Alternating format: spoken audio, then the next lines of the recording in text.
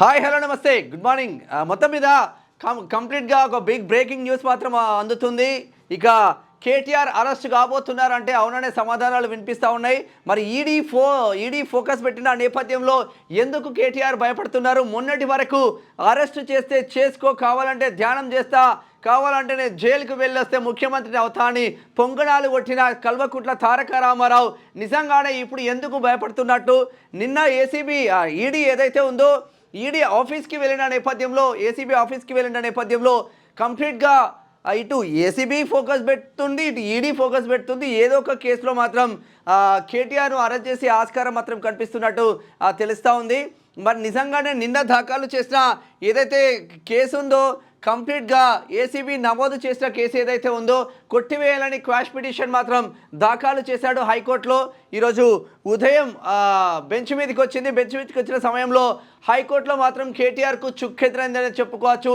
ACB దాఖలు చేసిన కోర్టులో కేసులో హైకోర్టు ధర్మాసనం దాన్ని డిస్మిస్ చేసింది. అంటే ముందస్తు అరెస్టు లేకుండా క్వాష్ పిటిషన్, అంటే quash petition means not arrest అన్నట్టు. ఇంకా నాట్ అరెస్ట్ అనేది ఉండదు, అరెస్ట్ చేసుకోవచ్చు అని చెప్పిన నేపథ్యంలో మరి కేటీఆర్ పైన ఎందుకు ఇప్పుడు లీగల్ టీంతో పెద్ద ఎత్తున సమావేశం అవుతా ఉన్నారు.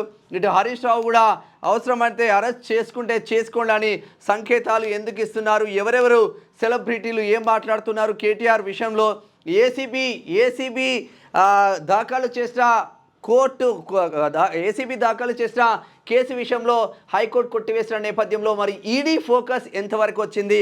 కల్వకుంట్ల తారక రామారావుకి దిగ్బంధనం మొదలైనట్ల అంటే అవుననే సమాధానాలు మాత్రం వస్తూ ఉన్నాయి.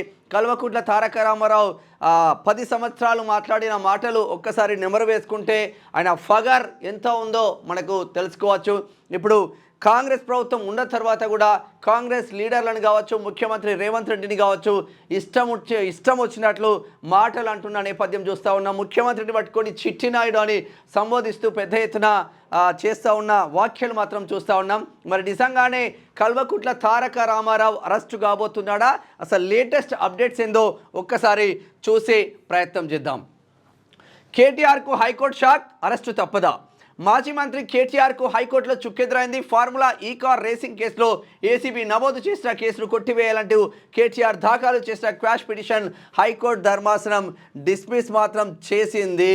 మరి డిస్మిస్ చేస్తే మరి ఏమవుతుంది అంటే ఇది ఫార్ములా ఈ కార్ రేసింగ్ కేసులో బీఆర్ఎస్ వర్కింగ్ ప్రెసిడెంట్ కేటీఆర్కు తెలంగాణ హైకోర్టు షాక్ ఇచ్చింది. ఏసీబీ నమోదు చేసిన కేసును కొట్టివేయాలంటూ కేటీఆర్ దాఖలు చేసిన క్వాష్ పిటిషన్ను హైకోర్టు ధర్మాసనం డిస్మిస్ చేసింది. ప్రభుత్వ వాదనలతో న్యాయస్థానం ఏకీభవించింది. అలాగే మధ్యంతర ఉత్తర్వులను కూడా హైకోర్టు ఎత్తివేసింది. ఏసీబీ దర్యాప్తులో తాము జోక్యం చేసుకోలేమని స్పష్టం చేసింది. చట్ట ప్రకారం నడుచుకోవాలని, అందరికీ రూల్ ఆఫ్ లా వర్తిస్తుందని హైకోర్టు వ్యాఖ్యలు చేసింది. కాగా ఫార్ములా ఈ కార్ రేసింగ్ నిధుల మళ్లింపు జరిగిందంటూ కేటీఆర్ సహా మరో ఇద్దరిపైన ఏసీబీ కేసు నమోదు చేసిన విషయం తెలిసిందే.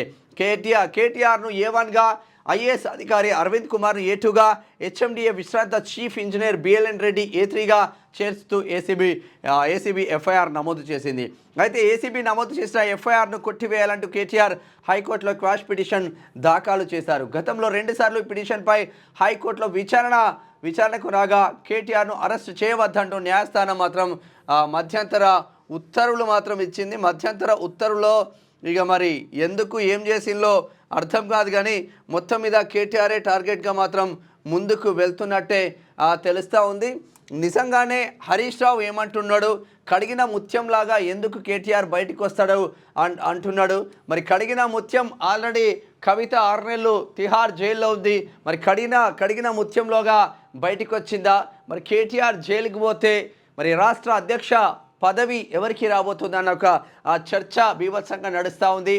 ఇప్పటి వరకు తొడలు కొట్టి మెడలు కొట్టి నువ్వెంత నీ విషాదెంత, ఈడీనా బోడీనా అంటే కవితను తీసుకుపోయి తిహార్ జైల్లో వేసిండ్రు. ఇప్పుడు రవంత్ రెడ్డి ఇక్కడ చిట్టి నాయుడు అని సంబోధిస్తూ ఇష్టం ఉన్నట్లు వ్యాఖ్యలు చేస్తున్న ఈ కేటీఆర్ పైన కూడా గురి పెట్టినట్టే తెలుస్తూ ఉంది. చట్టం తన పని తాను చేసుకోబోతుంది.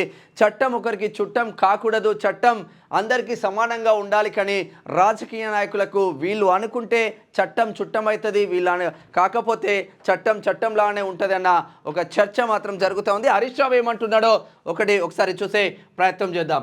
కేటీఆర్ కడిగిన ముత్యంలా బయటకు వస్తారు అంటున్నారు హరీష్ రావు. కాంగ్రెస్ ప్రభుత్వం డైవర్షన్ రాజకీయాలు చేస్తుందని మాజీ మంత్రి భారాస నేత హరీష్ రావు దుయ్యబట్టారు. ఇలాంటి బ్లాక్మెయిల్ రాజకీయాలకు తాము భయపడేది లేదన్నారు. మరి ఎందుకు భయపడేది లేదంటున్నారో ఒకసారి చూద్దాం. ఫార్ములా ఈ రేస్ వ్యవహారంలో ఏసీబీ నమోదు చేసిన కేసులు కొట్టివేయాలంటూ కేటీఆర్ చేసిన క్వాష్ పిటిషన్ హైకోర్టు కొట్టేసిన సంగతి తెలిసిందే. ఈ పరిణామాలపై హరీష్ రావు మీడియాతో మాట్లాడారు. 9న ఏసీబీ విచారణకు కేటీఆర్ వెళ్తారు అని చెప్తా ఉన్నారు. ఫార్ములా రేసింగ్ ద్వారా రాష్ట్ర ప్రతిష్ట పెంచాలని కేటీఆర్ ప్రయత్నించారు. రేసింగ్ మా రాష్ట్రంలో నిర్వహించాలంటూ చాలా రాష్ట్రాలు అడిగాయి. ఆ రేసింగ్తో రాష్ట్రానికి ఆదాయం వచ్చింది తప్ప ఆయన తన సొంత ప్రయోజనాల కోసం ఏమీ లేదు. గ్రీన్ కంపెనీ రాష్ట్రంలో ఎలాంటి కాంట్రాక్టులు పొందలేదు. ఆ సంస్థకు గత ప్రభుత్వం తరపున ఎలాంటి లబ్ధి జరగలేదు. హైకోర్టు తీర్పుపై కాంగ్రెస్ నేతలు దుష్ప్రచారం చేస్తున్నారు. కేటీఆర్ దోషిగా తేలి శిక్ష పడినట్లు ప్రచారం చేస్తున్నారు. ఈ కేసులో తప్పు జరిగిందని చెప్పి కోర్టు శిక్ష ఏమీ వేయలేదు. విచారణ చేయవద్దని మాత్రమే హైకోర్టు చెప్పింది. న్యాయస్థానాలపై మాకు గౌరవం ఉంది. విచారణకు సహకరిస్తాం. ఇప్పటికే విచారణ కోసం కేటీఆర్ ఏసీబీ కార్యాలయానికి కూడా వెళ్లారు. ఈ నెల 9న విచారణకు హాజరవుతారు అని చెప్తా ఉన్నారు. మరి నిజంగానే ఎందుకు ఏం జరుగుతుంది? మరి బ్లాక్మెయిల్ రాజకీయాలకు భయపడేది లేదు అంటున్నారు బీఆర్ఎస్ లీడర్లు. కేటీఆర్పై అక్రమ కేసులు పెట్టి ప్రజల దృష్టి మరల్చాలని కాంగ్రెస్ ప్రభుత్వం చూస్తుంది. రైతు భరోసాను 15,000 నుంచి 12,000కు తగ్గించారు. ప్రభుత్వాన్ని నిలదీస్తున్నందుకే ఆయనపై కేసులు పెడుతున్నారు. ఇంకా చాలామంది నేతలపై రేవంత్ రెడ్డి కేసులు పెడతారు. ఇలాంటి బ్లాక్మెయిల్ రాజకీయాలు, అక్రమ కేసులకు భయపడేది లేదు. అరెస్టులు మాకు కొత్త కాదు. దీనిపై న్యాయవాదులు సలహా మేరకు తదుపరి కార్యాచరణ చేపడతాం. హైకోర్టు తీర్పు కాపీ పూర్తిగా పరిశీలించక నిర్ణయం తీసుకుంటాం. ఈ కేసులో కేటీఆర్ కడిగిన ముత్యంలా బయటకు వస్తారని ఇక్కడ హరీష్ రావు చెప్తా ఉంటే, రూపాయి అవినీతి కూడా జరగలేదని మాజీ మంత్రి పువ్వాడ అజయ్ చేస్తున్న వ్యాఖ్యలు చూస్తూ ఉన్నాం. మరి నిజంగానే రూపాయి అవినీతి జరగకపోతే ఎందుకు రూపాయి కూడా అవినీతి జరగకపోతే కంప్లీట్గా ఏం జరుగుతుందో అర్థం కాని పరిస్థితి మాత్రం ఉంది. మొత్తం మీద కేటీఆర్ పైన మాత్రం గురి పెట్టినట్టే తెలుస్తూ ఉంది. కేటీఆర్ జైలుకు వెళ్తా అంటే ఇక్కడ ఏసీబీ రెడీగా ఉన్నట్టు తెలుస్తుంది. ఒకవేళ ఏసీబీ నుంచి తప్పించుకోలేని పరిస్థితులు మాత్రం ఉన్నాయని చెప్పుకోవచ్చు. మరి గ్రీన్ కంపెనీకి సంబంధించిన ఎందుకు క్విడ్ ప్రోకో జరిగిందా? గ్రీన్ కంపెనీ క్విడ్ ప్రోకో ఏమైనా జరిగిందా చూడాల్సిన అవసరం మాత్రం ఉందని చెప్పుకోవచ్చు. కేటీఆర్ను అరెస్టు చేస్తే చేసుకోండి అని డైరెక్ట్ చెప్తా ఉన్నాడంటే ఇక కథం పట్టించినట్టే ఉన్నది ఇది. మరి నిజంగానే కేటీఆర్ అరెస్ట్ కాబోతుందంటే కంప్లీట్గా అరెస్ట్ అవుతాడు అన్న చర్చ మాత్రం జరుగుతుంది. మరి హైకోర్టు ఇచ్చిన సింగిల్ బెంచ్ తీర్పుపై ఫుల్ బెంచ్కి వెళ్ళాలా లేక సుప్రీంకోర్టుకు వెళ్ళాలా అనేది లాయర్లతో చర్చించి నిర్ణయం తీసుకుంటామని స్పష్టం చేశారు. మరి ఇప్పటికే ఇక్కడ కేటీఆర్ కావచ్చు, హరీష్ రావు కావచ్చు, నిన్నటి నుంచి తెలంగాణ భవన్లో సుదీర్ఘ సమావేశాల నేపథ్యంలో ఏం చేస్తే బాగుంటుంది, ఎట్లా వెళ్తే బాగుంటుంది అన్న నేపథ్యం మాత్రం ఉంది. నిన్న ఏదైతే ఏసీబీ ఆఫీస్కి వెళ్ళిండో అక్కడ లాయర్లను అనుమతించకపోవడంతో మళ్ళీ తిరిగి తను వెళ్ళిపోయిన పరిస్థితి ఉంది. మరి మళ్ళీ 9న విచారణకు రావాలని మళ్ళీ ఏసీబీ నోటీసులు జారీ చేసిన నేపథ్యంలో ఇక్కడ అరెస్ట్ అయితే చేసుకోండి, కడిగిన ముత్యంలో బయటకు వస్తాడని హరీష్ రావు చెప్తున్నాడంటే కథ కంటికి మనం ఇంటికి అన్న సాత్రం మాత్రం గుర్తుకొస్తుంది. కేటీఆర్ అరెస్టు కాబోతున్నాడు. ఈ నేపథ్యంలో ఇక్కడ రైతుల పేర్లు చెప్పి ఇక్కడ విద్యార్థులను రెచ్చగొట్టి ఒక పెద్ద బూటకపు కుట్ర జరిగే ఆస్కారం ఉంది బీఆర్ఎస్లో అన్న చర్చ మాత్రం జరుగుతూ ఉంది బయట. కేటీఆర్ ఎప్పుడైతే అరెస్ట్ అవుతారో అందరూ రోడ్ల మీదకి వచ్చి మరొక తెలంగాణ ఉద్యమంలో ఎట్లా చేసిందో ఆ విధంగా చేయాలని ఒక కుట్రలు చేస్తున్నట్టు మాత్రం సమాచారం అందుతుంది. తప్పు చేసిన వాడు జైలుకు వెళ్లాల్సిందే. ఎంతోమంది జీవితాలను నాశనం చేసిండు కేటీఆర్ అని కూడా చెప్పుకోవచ్చు.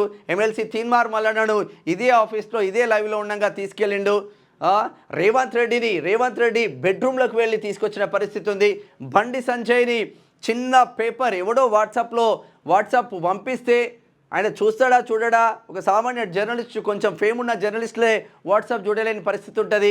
ఒక రాష్ట్ర అధ్యక్షుడిగా ఉండి ఎంపీగా ఉన్న అతను ఎలా చూస్తాడు అనేది ఒక చర్చనీయాంశం అయింది. అప్పుడు బండి సంజయ్ని కూడా గ్రిల్స్ మొత్తం పగలగొట్టి బండి సంజయ్ని జైలుకు పంపించిన పరిస్థితి. అంటే వీళ్ళు దలుచుకుంటే అధికారంలో ఉన్నప్పుడు వీళ్ళు చేసిన అరాచకాలు అన్నీ ఇన్ని కావు, ఆ కాలం సమాధానం చెప్తుంది అన్న చర్చ జరుగుతూ ఉంటుంది. కాలం సమాధానం చెప్పే రోజులు కూడా కేటీఆర్కు దగ్గర పడ్డాయి అని ఒక చర్చ మాత్రం జరుగుతూ ఉంది. ఏది ఏమైనా కేటీఆర్ అరెస్ట్ అయితే బీఆర్ఎస్ వర్కింగ్ ప్రెసిడెంట్ ఎవరు ఉండబోతున్నారు? మరి నిజంగానే ఆ 6 నెలలు జైలుకు వెళ్ళిన కల్వకుంట్ల కవితకు ఎమ్మెల్సీ పదవి అట్లనే ఉంది. మరి జైలుకు వెళ్ళిన నేతలకు పదవులు ఎందుకు ఉండాలి అని తెలంగాణ సమాజం కూడా అడుగుతూ ఉంది. మొత్తం మీద తెలంగాణ భవన్ చుట్టూ టీఆర్ఎస్ బీఆర్ఎస్ రాజకీయాలు నడుస్తూ ఉన్నాయన్న చర్చ మాత్రం జరుగుతుంది. 9వ తారీఖు ఒకవేళ కేటీఆర్ ఏసీబీ ఆఫీస్కి వెళ్తే అరెస్టు చేసే అవకాశాలే ఎక్కువగా ఉన్నట్టు చర్చ మాత్రం జరుగుతుంది. దాని తదనంతరం ఈడీ కూడా దీనిపై కేటీఆర్ పైన ఫోకస్ పెట్టిన పరిస్థితి మాత్రం ఉంది. ఇది ఓవరాల్గా కేటీఆర్కి సంబంధించిన ఇష్యూ.